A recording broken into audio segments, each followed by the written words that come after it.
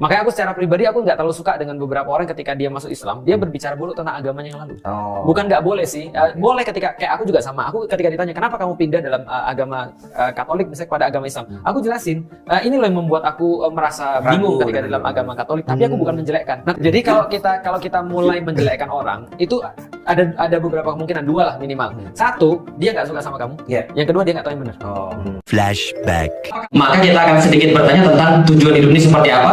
Tapi karena waktu saya terbatas, saya langsung bahas dari dua agama besar tentang tujuan hidup manusia seperti apa. Sudah pernah baca Bible? Belum. Nah, kita coba baca Bible. Ini bukan penistaan agama, ini namanya pelajaran supaya teman-teman tahu tentang perbandingan agama. Di Bible ada satu kitab namanya Kitab Suci Perjanjian Lama. Karena Bible itu ada dua, Kitab Suci Perjanjian Lama dan Kitab Suci Perjanjian Baru. Kitab Suci Perjanjian Lama itu sebelum Yesus lahir. Tapi kalau Kitab Suci Perjanjian Baru setelah Yesus lahir. Kitab Suci Perjanjian Lama, kalau gampangnya Taurat itu Kitab Suci Perjanjian Lama. Zabur itu Kitab Suci Perjanjian Lama. Dan surat pertama dalam Kitab Suci Perjanjian Lama dalam bahasa Inggris namanya surat Genesis. Maaf Pak Ustadz, ini bukan Al-Quran. Tidak ada surat Genesis dalam Alkitab. Dalam bahasa Indonesia namanya Kejadian. Kayaknya sudah pernah baca ya. Bagaimana kemudian dalam kitab Kejadian, di situ diceritakan tentang awal mula manusia dan tujuan hidupnya seperti apa. Nah, coba kalau gitu kita lihat. Ini ceritanya teman-teman sekalian. Ceritanya adalah Tuhan menumbuhkan suatu tempat namanya surga Eden, atau dalam bahasa Arab Jannatul Aden. Jadi kalau surga Eden, Taman Eden dengan Jannatul Aden sama atau tidak? Sama atau tidak? Sama. Jannah itu dari bahasa Arab, artinya dalam bahasa Indonesia jannah artinya kebun. Jannatul Aden, Taman Eden sama. Aden dalam bahasa Arab, Eden dalam bahasa Indonesia. Jadi dulu Tuhan menciptakan ada satu taman namanya Taman Eden, surga. Di situ banyak sekali tanaman-tanaman, tapi yang dispesialkan di dalam Alkitab ada dua pohon. Yang pertama namanya pohon pengetahuan, yang kedua namanya pohon kehidupan. Maaf sekali lagi Pak Ustadz. Namanya pohon pengetahuan baik dan jahat. Namanya pohon apa? Pengetahuan. Yang kedua namanya pohon apa? Kehidupan. Dan Tuhan menciptakan segala-galanya itu ada dua yang spesial. Yang pertama pohon pengetahuan, yang kedua pohon kehidupan. Lalu Tuhan pesan sama manusia ketika menceritakan awal mula manusia. Semua pohon di dalam taman ini boleh engkau makan buahnya dengan bebas, kecuali kecuali ada dua pohon. Maaf sekali lagi Pak Ustadz, cuma satu pohon yang dilarang buahnya dimakan. Kejadian 2 ayat 16-17. Lalu Tuhan Allah memberi perintah ini kepada manusia. Semua pohon dalam taman ini boleh kau makan buahnya dengan bebas. Tetapi pohon pengetahuan tentang yang baik dan yang jahat itu, janganlah kau makan buahnya. Sebab pada hari engkau memakannya, pastilah engkau mati. Tak boleh dimakan. Yang pertama adalah pohon pengetahuan, yang kedua adalah pohon kehidupan. Kalau kamu makan pohon pengetahuan, pada saat engkau memakannya, pasti engkau mati. Jelas sampai di sini teman-teman sekalian, ada pohon yang banyak. Ada dua yang spesial. Satu apa namanya? Yang dua apa namanya? Tapi pohon pengetahuan tentang yang baik dan yang jahat, jangan dimakan. Kalau nanti dimakan, bakal mati. Jelas sampai di sini? Ternyata setan datang dalam bentuk ular. Kemudian menggoda manusia. Dia goda Adam nggak tertipu oleh setan. Maaf Pak Ustadz, Alkitab apa yang Pak Ustadz baca? Dalam Alkitab tidak ada kisah setan gagal goda Adam, lalu pindah ke Hawa. Setelah dia nggak tertipu oleh setan, dia datang kepada Hawa, lalu dia goda Hawa. Hasilnya dimakan atau tidak? Akhirnya Hawa makan buah tadi, lalu kemudian diceritakan dalam Alkitab, ular itu berkata pada perempuan, sekali-kali kamu tidak akan mati. Bahwa pada waktu kamu memakannya, justru matamu akan terbuka. Dan Tuhan tahu itu. Dan kamu akan menjadi seperti Allah, tahu tentang yang baik, dan tahu tentang yang jahat. Paham maksudnya kira-kira ceritanya? Jadi gini, Tuhan bilang, ada pohon ini, jangan dimakan. Ini pohon pengetahuan, tentang yang baik, tentang yang buruk. Kalau kamu makan, kamu bakal mati. Setan bilang, enggak, Tuhanmu justru tahu, kalau kamu makan ini, kamu nggak bakal mati. Tapi justru kamu akan tahu tentang yang baik dan yang jahat. Itu kata setan. Akhirnya Hawa tertipu, Adam tidak tertipu, akhirnya Hawa makan buah tadi. Buahnya buah apa? Ini ceritanya di dalam ini cerita di dalam Alkitab, bukan Al-Quran ya. Ini buahnya buah apa kira-kira? Menurut pembahasan mereka, buahnya buah apel. The apple of Eden. Maaf sekali lagi, dalam Alkitab tidak disebutkan nama buahnya. The forbidden fruit, gitu kan ya. Itu adalah buah apel. Makanya ada yang pernah pakai iPhone. Itu gambar di belakangnya gambar apa? Apel digigit. Tahu itu maksudnya apa? Asal daripada semua pengetahuan itu adalah dari apel tadi. Kalau seandainya apel ini nggak dimakan, maka Anda nggak bisa pakai iPhone. Paham menurut sekalian? Padahal orang-orang gereja mengatakan gara-gara makan ini, manusia jadi turun ke dunia gara-gara diusir oleh Tuhan. Maaf Pak Ustadz, dalam Alkitab manusia diciptakan di bumi bukan di surga. Akhirnya kemudian Hawa makan buah ini karena tertipu oleh setan, dan kemudian dia ngasih pula kepada suaminya Adam. Akhirnya dua-duanya Adam dan Hawa makan buah ini dan dua-duanya jatuh ke dalam dosa. Dan gambar berikutnya ini adalah gambar yang biasa ada di pelajaran-pelajaran agama anak-anak SD ketika belajar agama Katolik. Adam dan Hawa tahu akhirnya dia telanjang. Dia karena makan buah pengetahuan, dia tahu dia telanjang, dia tahu dia buka aurat, lantas dia bersembunyi di balik semak-semak. Ketika dia bersembunyi dari balik semak-semak, kemudian datanglah Tuhan pada saat itu. Dan Tuhan yang bertanya, di mana engkau? Kemudian Adam dan Hawa bersembunyi itu lalu berkata, saya mendengar engkau di taman, saya takut, jadi saya bersembunyi karena saya telanjang. Tuhannya nanya, siapa yang mengatakan kepadamu bahwa engkau telanjang? Kamu tahu dari mana? Maka kemudian Adam menjawab, siapa yang mengatakan padamu bahwa engkau telanjang? Apakah engkau makan buah yang kularang kau makan? Adam menjawab, perempuan yang kau berikan untuk menemani saya, dia yang telah memberikan buah itu kepada saya, lalu saya makan. Ngomong-ngomong, ini ngaku atau ngeles? Ngaku atau ngeles? Hawa juga ditanya, benar kamu yang melakukan itu? Saya ditipu ular sehingga saya makan. Ngaku atau ngeles? Paham? Jadi kalau Anda itu punya sifat ngeles kebanyakan, itu jangan-jangan Anda belajar pada agama yang salah. Maaf Pak Ustadz, sepertinya Tuhan tidak perintahkan mereka untuk ngeles. Sejak kapan kekristenan ajarkan untuk ngeles? Dalam kekristenan tidak diajarkan berdusta dalam 3 hal Tad. Karena sifat ngeles itu tidak pernah diajarkan dalam agama kita, tapi diajarkan dalam agama mereka. Adam ngeles, Hawa ngeles, akhirnya tiga-tiganya kena hukum. Siapa yang kena hukum? Adam kena hukum, Hawa kena hukum, ular kena hukum. Ular yang nggak ngerti apa-apa karena dimasukin setan kena hukum juga. Bagaimana hukuman buat ular? Dalam ayat berikutnya, sesudah itu Tuhan Allah berkata pada ular, engkau akan dihukum karena perbuatanmu. Dari seluruh binatang hanya engkau harus menanggung kutukan ini. Apa kutukannya? Mulai sekarang kau menjala dengan perut, makan debu seumur hidup. Engkau dan perempuan saling membenci. Keturunannya dan keturunanmu akan saling kemudian melawan. Engkau akan meremukkan kepala dia dan engkau akan menggigit tumit mereka dan tumit mereka akan meremukkan kepala kamu. Itu hukuman buat ular. Lalu bagaimana hukuman buat perempuan? Ini hukuman buat perempuan sekalian. Apa hukuman buat perempuan? Bukan digigit, hamil dan melahirkan. Maaf Pak Ustadz, mana ada hamil dan melahirkan itu hukuman? Sepertinya Ustadz kurang baca Alkitab. Sebelum jatuh dalam dosa, Tuhan sudah perintahkan beranak cucu. Kejadian 1 ayat 28. Allah memberkati mereka, lalu Allah berfirman kepada mereka, beranak cuculah dan bertambah banyak, penuhilah bumi dan taklukkanlah itu, berkuasalah atas ikan-ikan di laut dan burung-burung di udara, dan atas segala binatang yang merayap di bumi.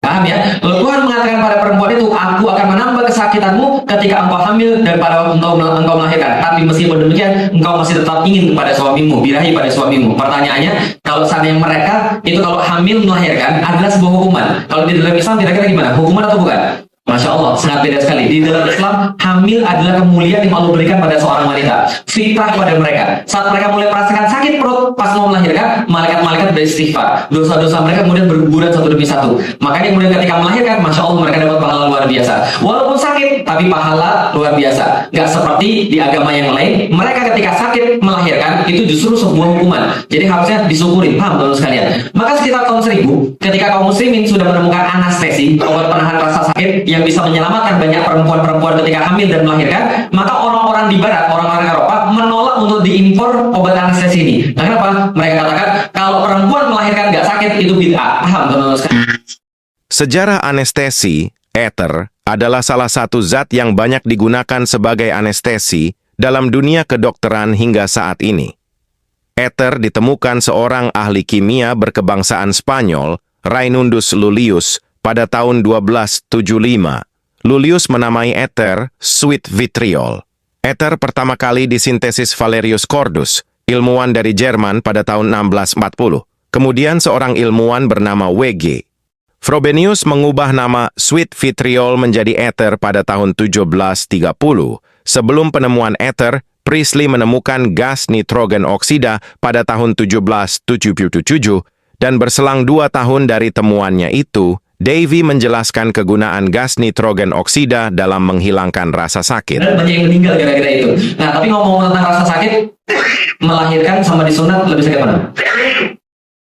Ibu-ibu lebih sakit mana kira-kira? Hamil melahirkan sama disunat? Lebih sakit mana? Lebih sakit sunat, betul, saya sepakat. Ustaz kan nggak pernah ngerasakan. Itu ada buktinya. Buktinya apa? Yang namanya sunat, bapak-bapak, itu sekali itu sudah kapok, paham ya? Nggak pernah lagi mau. Nah, perempuan nggak kapok-kapok. Nah, kenapa perempuan nggak kapok-kapok? Ya wajar, karena ketika dia hamil dan melahirkan, itu dosa-dosa berguguran. Sampai-sampai ulama ini. Baru tahu saya Ustadz. Dosa-dosa ternyata bisa berguguran. Mungkin ini alasan populasi muslim bertambah ya? Itu keluar fitrah, ibunya kembali fitrah. Kenapa? Dosanya berguguran semua. Ketika kemudian bayinya lahir, ibunya meninggal. Ibunya mati syahid, kata Rasulullah. Ketika ibunya kemudian selamat, anaknya kemudian meninggal. Anaknya kalau diikhlaskan karena Allah, itu menunggu nanti di surga, narik bapak dan ibunya yang ikhlas karena Allah. Dalam Islam, anak bayi tak pasti masuk surga, menurut hadis berikut. Bayi dari Ansyar yang telah meninggal dunia dibawa ke Rasulullah Shallallahu Alaihi Wasallam, lalu beliau melaksanakan salat atasnya. Aisyah berkata, aku mengatakan, berbahagialah bayi ini. Ia adalah salah satu burung-burung kecil di surga. Dia belum pernah melakukan kejelekan dan belum pernah menemuinya. Beliau bersabda, bahkan tidak seperti itu, wahai Aisyah. Allah Azza wa Jalla telah menciptakan surga, menciptakan penghuninya, dan menciptakan mereka dari tulang rusuk bapak mereka, serta menciptakan neraka, menciptakan penghuninya, dan menciptakan mereka dari tulang rusuk bapak mereka. Kalau dua-duanya meninggal, bapaknya kawin lagi. Jelas ya?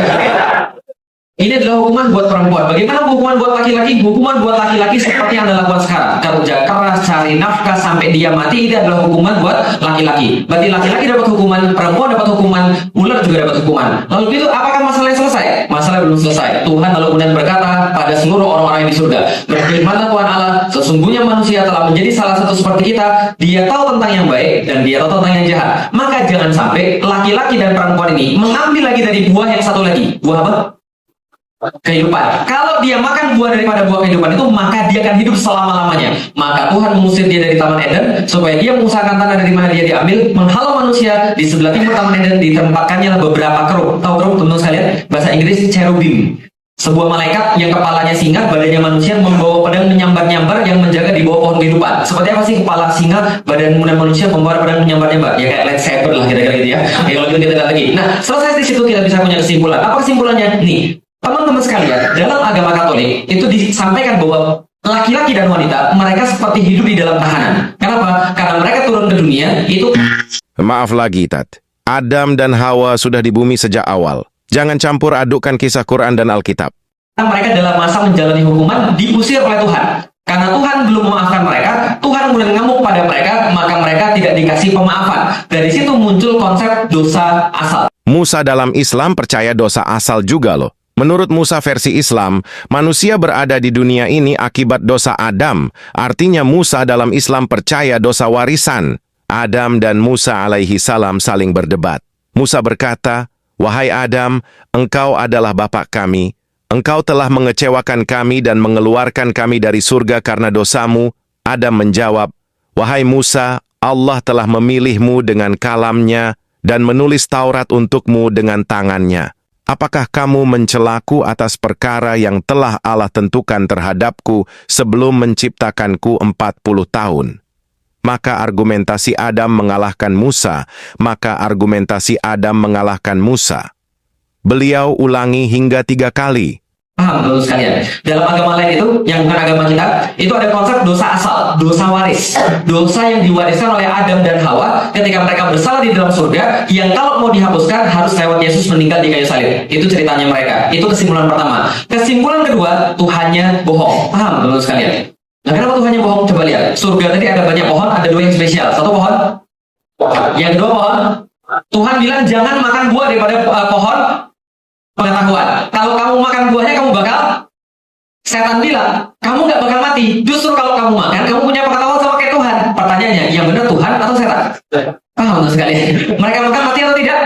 Tidak. Berarti yang benar setan atau Tuhan? Bro dan sis, ini sangat penting dipelajari dan diingat. Jika diperhadapkan dengan pernyataan seperti ini, kita harus membaca Alkitab dengan teliti dan biarkan Alkitab menjelaskan dirinya sendiri. Mari kita baca ayatnya. Kejadian 2 ayat 17. Tetapi pohon pengetahuan tentang yang baik dan yang jahat itu, janganlah kau makan buahnya, sebab pada hari engkau memakannya, pastilah engkau mati. Pada mulanya kita diciptakan untuk hidup selamanya tanpa kematian. Kematian hanyalah sebuah kemungkinan karena mati akan terjadi jika manusia berdosa. Itulah pentingnya kata pastilah dalam ayat tadi, karena setelah manusia jatuh dalam dosa, kematian bukanlah suatu kemungkinan, tapi itu menjadi kepastian. Cepat atau lambat itu masalah waktu yang pasti kita semua mati. Roma 6 ayat 23. Sebab upah dosa ialah maut, tetapi karunia Allah ialah hidup yang kekal dalam Kristus Yesus, Tuhan kita. Pas saya ceritain ini, alhamdulillah ada satu keluarga masuk Islam. Alhamdulillah. Karena mereka bilang, iya juga ya, kenapa setan yang berat bukan Tuhan ya? Ketika saya cerita sama pastor bilang, kamu saya nanya menafsirkan agama orang, bukan begini ceritanya. Lalu gitu, cerita gimana pastor? Maksudnya begini, sebentar saya pikir dulu. Ternyata setelah dia pikir begini, maksudnya begini, kemarin itu dikatakan kalau kamu makan, kamu bakal mati. Buktinya sekarang manusia mati. Saya bilang, iya juga ya, sekarang manusia mati. Tapi berarti pastor kemarin manusia abadi. Paham teman sekalian? Dalilnya mana kalau kemarin manusia abadi? Oke, taruhlah seandainya Anda betul. Berarti satu. Tuhan benar, setan benar. Kejadian 3 ayat 4 dan 5. Tetapi ular itu berkata kepada perempuan itu, sekali-kali kamu tidak akan mati, tetapi Allah mengetahui bahwa pada waktu kamu memakannya, matamu akan terbuka, dan kamu akan menjadi seperti Allah, tahu tentang yang baik dan yang jahat. Setan tetap salah. 1. Tuhan katakan, kamu pastilah mati. Setan katakan tidak. 2. Tuhan perintahkan kita harus patuh padanya. Setan katakan, kamu akan menjadi seperti Tuhan.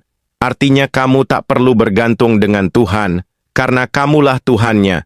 Tak perlu Tuhan memberitahumu mana yang baik dan jahat. Gitu sekalian, pastor ngomong, iya juga, setan benar, setan juga Tuhannya benar. Nah, berarti satu sekalian. Nah, setelah ini mulai kita lihat, berarti ini tujuan hidup mereka. Bagaimana di dalam Al-Quran? Jauh berbeda. Yang mau dukung channel Pil Pahit, silakan scan QR Code ini atau klik link di kolom komentar. Terima kasih. Muslimin, tapi kata Rasulullah, kesibukan para lelaki nanti di dalam surga adalah malusan ceritakan ini. Madros.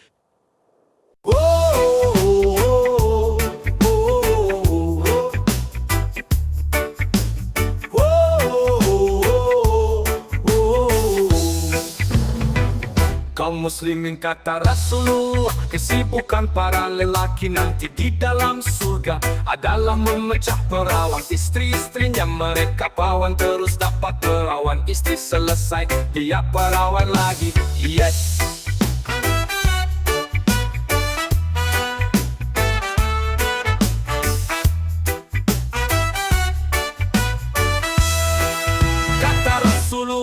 Maaf, ini hadisnya sahih. Tolong baca dalam kitab Tamasya ke surga. Rasul berkata zakar laki-laki ketika dia berdiri karena syahwat selama 70 tahun berdirinya. Yes.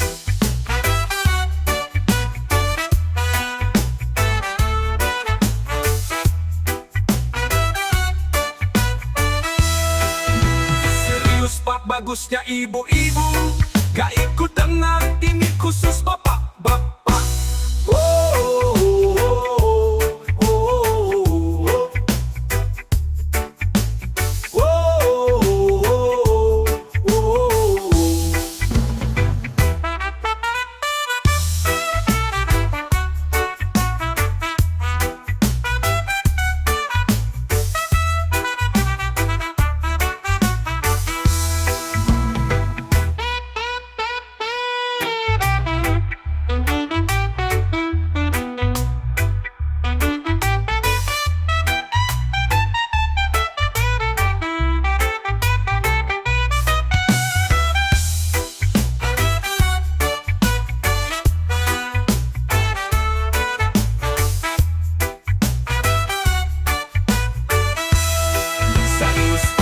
Bagusnya ibu-ibu gak ikut dengar ini khusus bapak-bapak.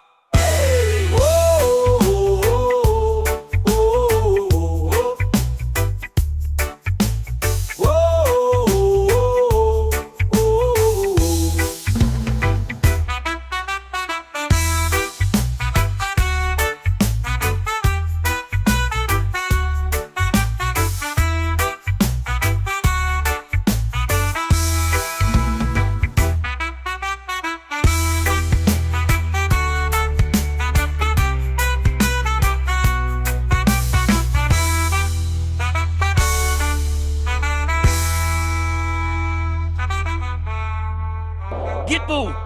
Sanus pa! Bagus na ibibong may ikot ng larpangan dyan ini. Ni khusus pa.